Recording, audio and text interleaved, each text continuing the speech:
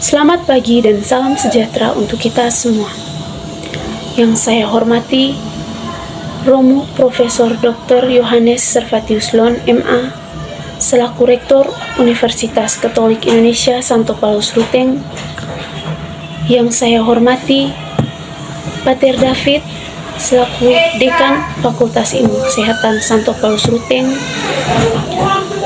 Dan yang saya hormati, Bapak Ibu dosen yang sudah menyempatkan diri untuk menghadiri kegiatan pada hari ini, serta yang saya kasihi para mahasiswa Universitas Katolik Indonesia Santo Paulus Ruteng.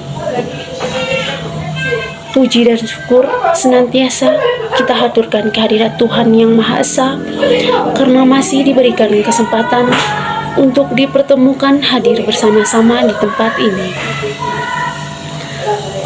Bapak Ibu, segenap undangan yang saya hormati, mengawali sambutan ini, saya sungguh merasa berbahagia bisa berkumpul bersama Bapak Ibu sekalian, karena acara ini pada hakikatnya merupakan momen penyadaran akan pentingnya arti sebuah kesehatan, sekaligus sebagai wujud komitmen kita untuk merawat dan menjaga diri agar terhindar dari penyakit yang setiap saat mengintai kita semua. Oleh karena itu, atas nama pribadi, saya memberikan apresiasi positif kepada kita semua yang hadir dan juga kepada warga yang peduli akan AIDS. Hadirin yang saya hormati, tentunya kita semua tahu dan telah memahami HIV/AIDS merupakan penyakit menular yang disebabkan oleh infeksi virus HIV yang menyerang sistem kekebalan tubuh. Infeksi tersebut menyebabkan penderita mengalami penurunan ketahanan tubuh sehingga sangat mudah untuk terinfeksi berbagai macam penyakit lain yang disebut dengan AIDS. AIDS adalah sekumpulan gejala penyakit yang timbul karena rusaknya sistem kekebalan tubuh manusia akibat infeksi dari virus HIV. Orang yang telah didiagnosa terinfeksi penyakit virus HIV dan AIDS maka disebut dengan ODA atau orang dengan HIV/AIDS. Perkembangan HIV/AIDS pertama kali di saat cairan tubuh penderita, bisa darah sperma atau cairan vagina, masuk ke dalam tubuh organ lain. Hal ini dapat terjadi melalui berbagai cara berikut. Yang pertama, hubungan seks. Infeksi HIV dapat terjadi melalui hubungan seks, baik melalui vagina maupun dubur. Meski sangat jarang, HIV juga dapat menular melalui seks oral. Namun, penularan lewat seks oral hanya terjadi bila terdapat luka terbuka di mulut penderita, misalnya akibat gusi berdarah atau sariawan. Yang kedua, penggunaan jarum suntik. Berbagai penggunaan jarum suntik dengan penderita HIV adalah salah satu cara yang dapat membuat seseorang tertular HIV. Penularan bisa terjadi jika berbagai pakai jarum suntik ketika menggunakan napsa atau saat membuat tato. C. Transfusi darah. Penularan HIV dapat saat seseorang menerima donor darah dari penderita HIV. Namun, kemungkinan terjadinya penularan ini cukup rendah. Hal ini dikarenakan pendonor darah harus melewati screening HIV dan infeksi lainnya terlebih dahulu. Dan yang terakhir ialah cara pencegahan dan pengobatan dari penyakit HIV/AIDS. Sampai saat ini, belum ada vaksin yang dapat mencegah infeksi HIV/AIDS. Namun, penularan HIV dapat dicegah dengan konsep berikut. Yang pertama, abstinence. Bagi yang belum menikah, tidak melakukan hubungan seks di luar nikah adalah langkah yang paling tepat untuk menghindari paparan HIV. Yang kedua, be faithful. Bersikaplah saling setia kepada satu pasangan seks. Hindari perilaku berganti-ganti pasangan untuk meminimalisir kemungkinan penularan HIV. Yang ketiga, kondom. Gunakan kondom yang baru tiap berhubungan seks, baik melalui vagina maupun melalui dubur. Bila memilih kondom berpelumas, pastikan memiliki pelumas yang berbahan dasar air. Hindari kondom dengan pelumas yang berbahan dasar minyak. 81.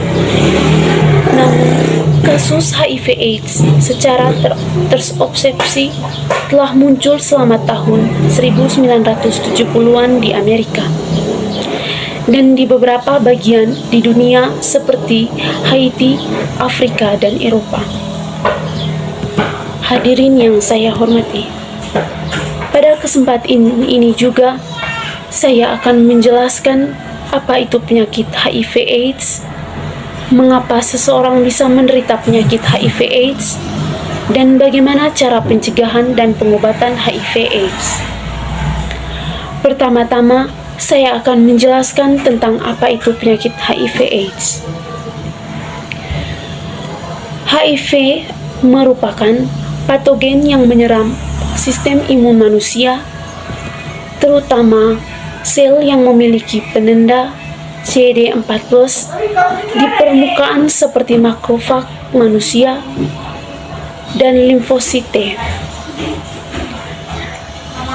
AIDS merupakan suatu kondisi imunosupresif yang berkaitan erat dengan berbagai infeksi oportunistik, neoplasma sekunder, serta manifestasi neurologis tertentu akibat infeksi. HIV adalah suatu virus yang berarti terdiri atas untaian tunggal RNA virus yang masuk ke dalam inti sel pejamu dan ditranskripsikan ke dalam DNA pejamu ketika menginfeksi pejamu.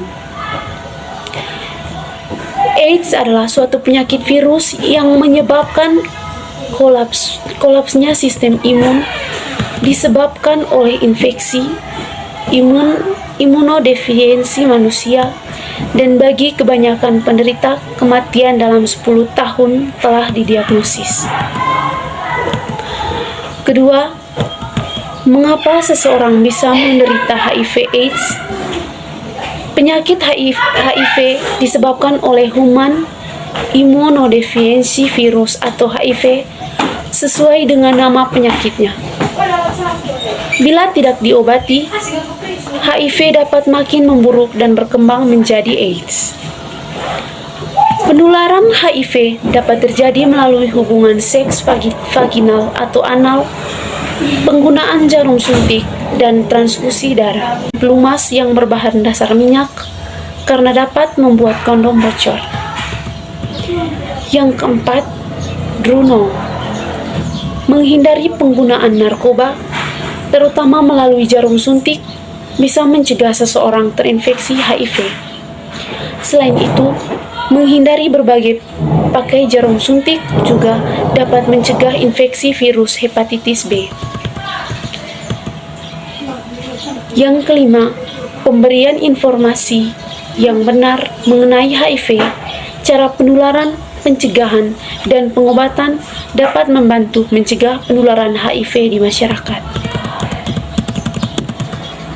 Untuk menahan lanjutnya tahap perkembangan virus, beberapa obat adalah antiretroviral dan infeksi oportunistik.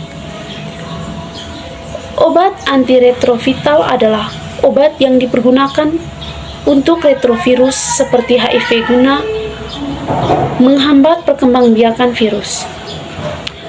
Obat-obat yang termaksud antiretroviral yaitu AZT, didanose, stafodine. Obat infeksi oportunistik adalah obat yang digunakan untuk penyakit yang muncul sebagai efek samping rusaknya kekebalan tubuh.